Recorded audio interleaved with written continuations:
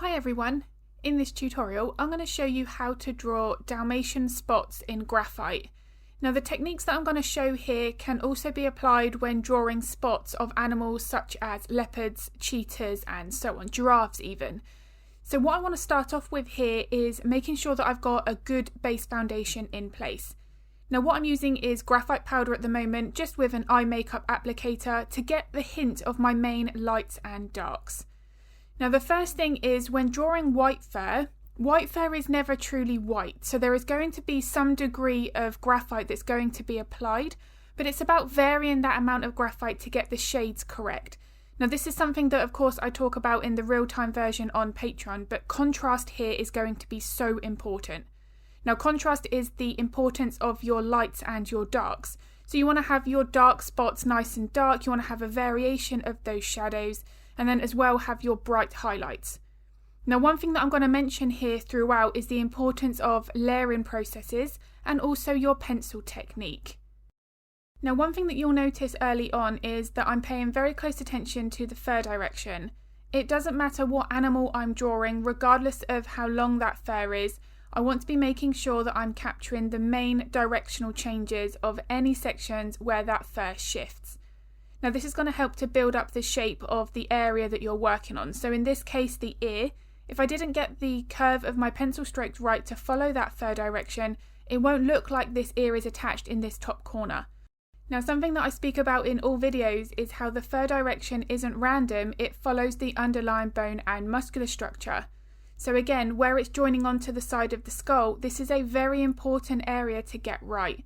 If the angle of the pencil strokes are not correct, it is going to change what this ear looks like.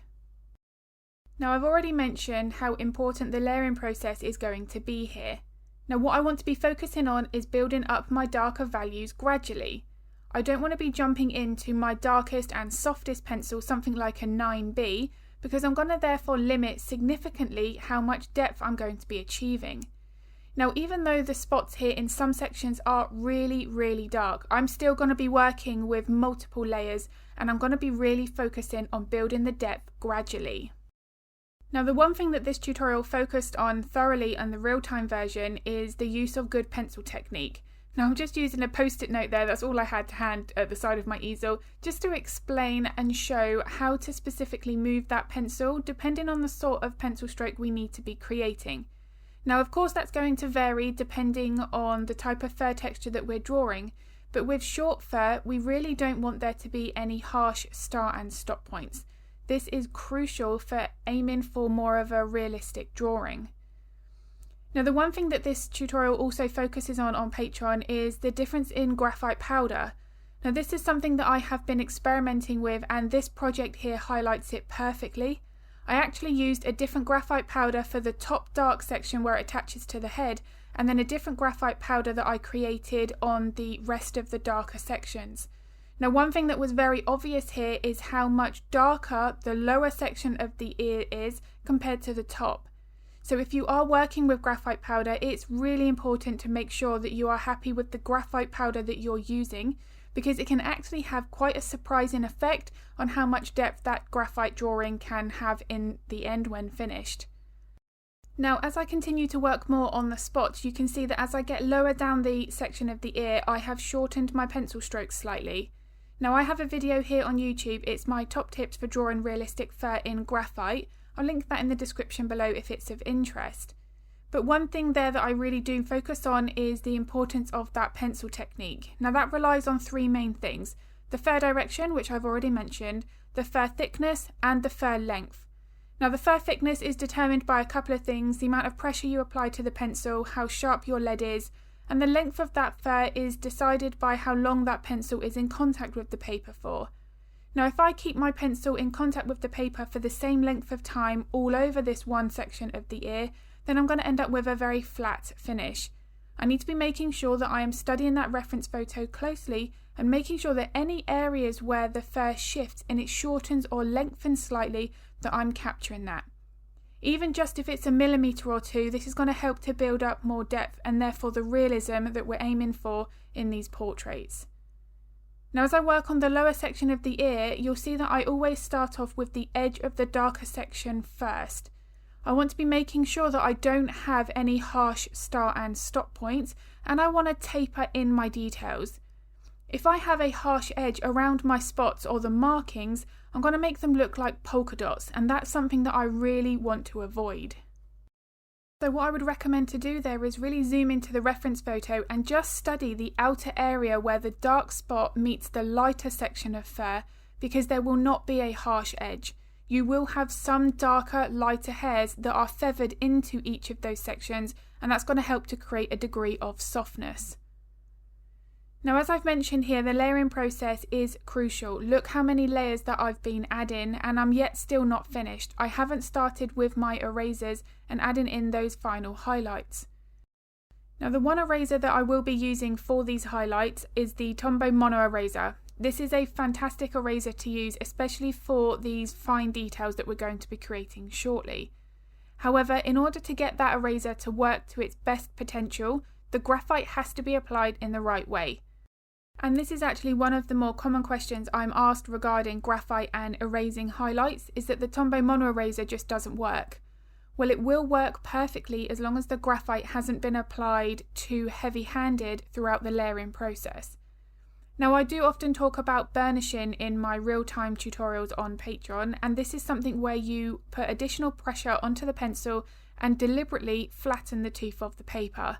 Now, when that happens, you are going to potentially have more of a tough time to remove those highlights from the surface. So you do need to be paying very close attention at what point in your drawing process you burnish.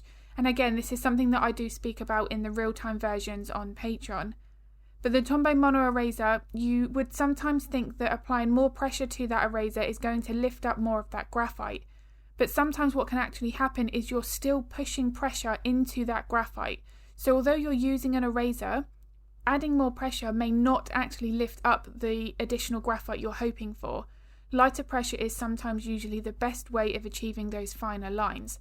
But of course, this really does depend on how the graphite has been applied in the first place. Now, when it came to working on the lighter fur around the darker spots, the techniques that I'm using here would also be the same for drawing big cats with spots, giraffe for instance as well. So all I want to be making sure of here is that I'm capturing those subtle variations and building up the midtones. Now, as I've said at the beginning of this video, white fur is never truly white. If you do have a really bright highlight, then that is something to maybe leave the white of the paper showing. Now, in the corner there, you saw that I had the reference photo, and I just put a white block over the middle so you could clearly see that there are no sections there that are actually white. So that just shows you that you don't need to allow the white of the paper for this situation, for this reference photo, showing at all, which is why I still put in a very light layer of graphite powder across the entire light white fur section. And here is where I'm using that Tombow Mono Eraser. Look at how fine and delicate these little highlights are. The use of this Tombow Mono Eraser can make a huge difference to that final level of realism. Now that I've got those highlights in and they're over the top of my darkest layers of graphite, you can really see how the fur direction changes so often.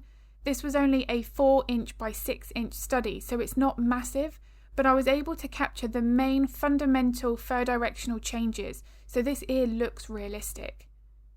Now, just I wanted to finish this study off so I could take a nice photo of it, I have decided to add in the fur of the side of the head and the lower part of the neck.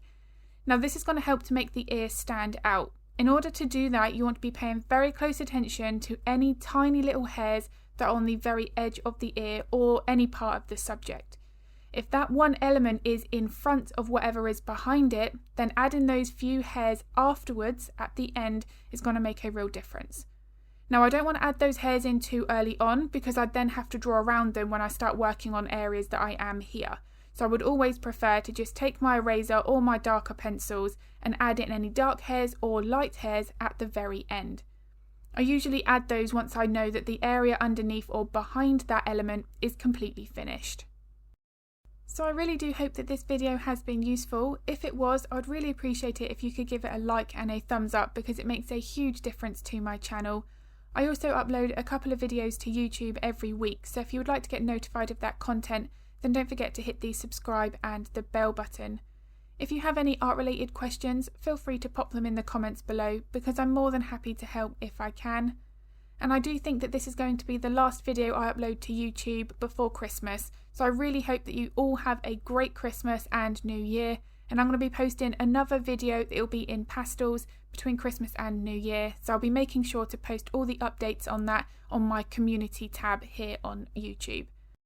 But as always, thank you so much for watching and for all of your incredible support. I really couldn't make the tutorials without it, so I am so grateful.